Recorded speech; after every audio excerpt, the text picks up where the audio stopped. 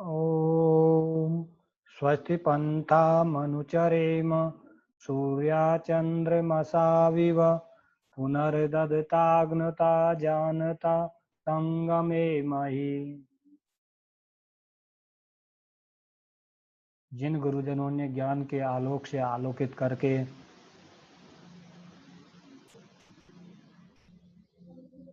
आगे बढ़ने के लिए प्रेरित किया और मेरे इस जीवन रूपी मार्ग को सजाया संवारा और मुझे गंतव्य का एहसास कराया, उन गुरुजनों को नमस्कार। प्रिय छात्रों, आप सभी का स्वागत है। जैसा कि आप पूर्व से ही जानते हो, चौधरी चरण सिंह विश्वविद्यालय के बीए, बीएससी, बीकॉम इत्यादि कक्षाओं के द्वितीय वर्ष के पाठ्यक्रम में स्वीकृत संस्कृत फाउंडेशन कोर्स के पाठ्यक्रम में जिन जिन अंशों का समावेश किया गया था छात्रों के कल्याण के लिए, छात्रों के जीवन में मौलिक कर्तव्यों को धारण कराने के लिए, जीवन मूल्यों का उनको एहसास कराने के लिए, उस संस्कृत विषय के पाठ्यक्रम के अंतर्गत जो पाठ्यांश थे, उन पाठ्यांशों में से विभिन्न पाठ्यांशों का हम अध्ययन कर चुके हैं और शेष पाठ्यांशों को का अध्ययन करने के क्रम में आज हम अध्ययन कर रहे हैं तैत्तिरीय आरण्यक के उस प्रसिद्ध मंत्र का, जो प्रिय छात्रों आप और हम अर्थात गुरु और शिष्य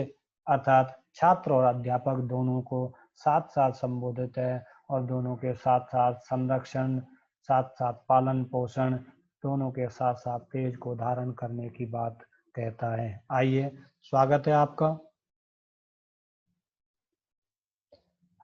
आपको यह प्रकल्प अगर पसंद आ रहा होगा तो आप विश्वविद्यालय के विभिन्न छात्रों के प्रति इसको प्रेषित करने का कार्य अवश्य कर रहे होंगे और आगे भी करते रहेंगे। इस कार्य में आपका सहयोग हमारे लिए अपेक्षित है। प्रिय छात्रों, वह प्रसिद्ध मंत्र, ऋषि की वह प्रसिद्ध कल्पना, ओ सहनावतु सहनौ भुनक्तु सह वीर्यं करवावहै तेजस्विनावधीतमस्तु मा विद्विषावहै।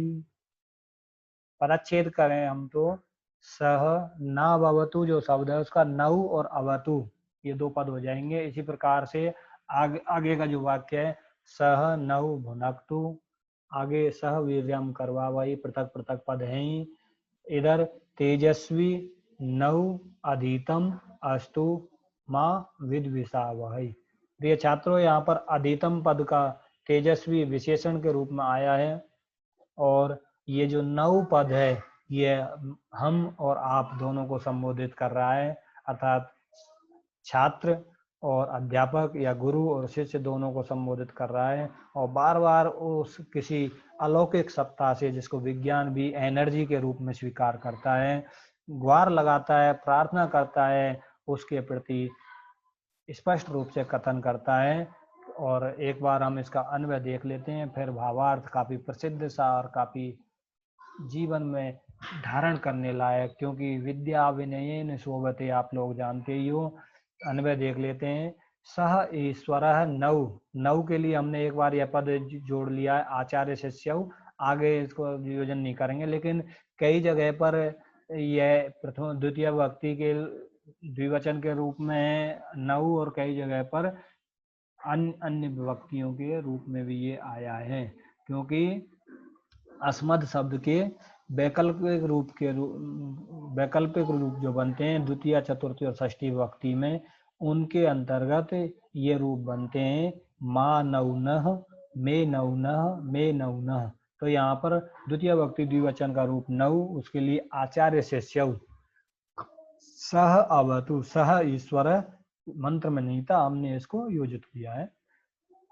नौ भुनक्तु, सह ईश्वर नौ आचार्य शिष्यौ भुनक्तु, सह ईश्वर नौ आचार्य शिष्ययोः सह वीर्यं करवावहै।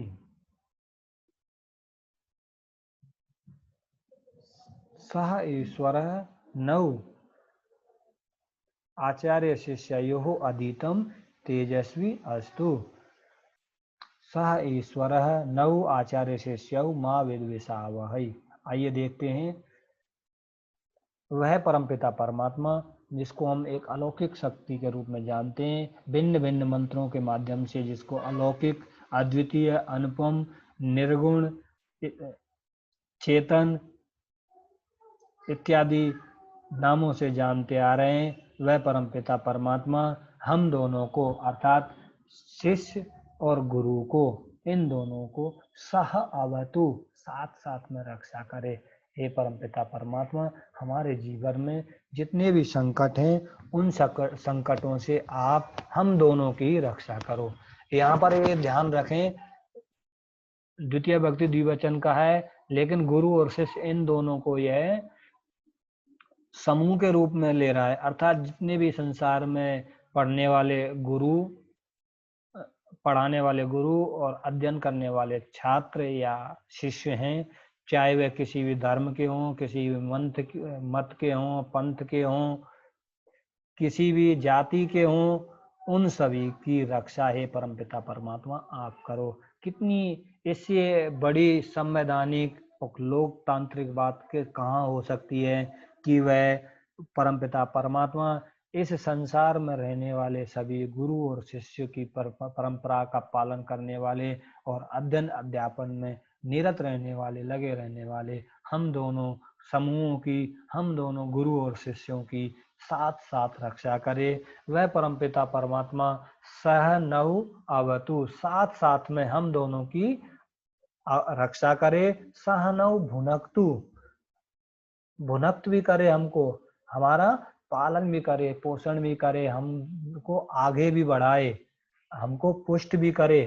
किसको गुरु और शिष्य दोनों को, गुरु संप्रदाय को भी और छात्र समुदाय को भी, अर्थात इस संसार में रहने वाले सभी गुरुओं की और सभी छात्रों की हे परमपिता परमात्मा आप साथ साथ में रक्षा करो और हम दोनों का पालन पोषण भी साथ साथ में करो।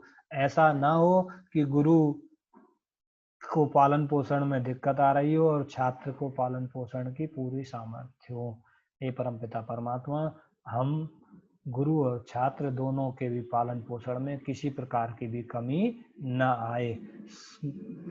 और आगे की लाइन में कह रहे हैं, नौ सह वीर्यम करवावहै सह ईश्वर नौ आचार्य शिष्यौ सह वीर्यम करवावहै। वह ईश्वर, वह परमपिता परमात्मा हम दोनों को अर्थात आचार्य और शिष्यों को साथ साथ में ही वीर, तेज, कांति, यश की प्राप्ति कराए और हमको तेज से युक्त करे, बलवान करे, हमको सामर्थ्य प्रदान करे कि हम दोनों साथ साथ रहते हुए पढ़ने की क्षमता हमें हो और वह सामर्थ्य हमारी निरंतर बढ़ती रहे।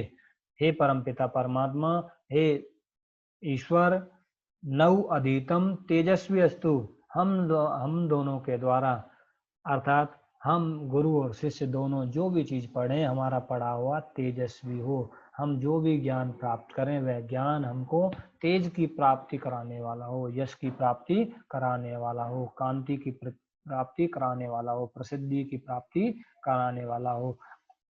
और अंत में कह रहे हैं, हे परमपिता परमात्मा, नौ माँ विद्विषामहे, हम दोनों अर्थात गुरु और शिष्य किसी भी कारण से माँ विद्विषावहे एक दूसरे के प्रति परस्पर कभी भी द्वेष की भावना ना रखें, एक दूसरे से जलन, ईर्ष्या, द्वेष इत्यादि ना रखें, किसी भी प्रकार की ऐसी भावना हमारे मन में ना हो। इस प्रकार से कितनी सटीक और अच्छी प्रार्थना परमपिता परमात्मा के प्रति है कि हे परमपिता परमात्मा, हम दोनों की साथ साथ रक्षा करो, हम दोनों का साथ साथ पालन पोषण करो, हम दोनों को साथ साथ बलवान बनाओ, हम दोनों का पढ़ा हुआ साथ साथ तेजस्वी हो और हम दोनों एक दूसरे से परस्पर कभी भी द्वेष ना करें, जलिश ना करें, एक दूसरे से कभी भी ईर्ष्या ना करें। इस प्रकार से हे परमपिता परमात्मा, हम दोनों को आगे बढ़ने के लिए निरंतर सद्बुद्धि दो। प्रिय छात्रों, उम्मीद है आपको ये प्रयास पसंद आया होगा और आप इसको शेयर अवश्य करोगे। धन्यवाद। आगे का पाठ्यांशों को अगले वीडियो में देखते हैं।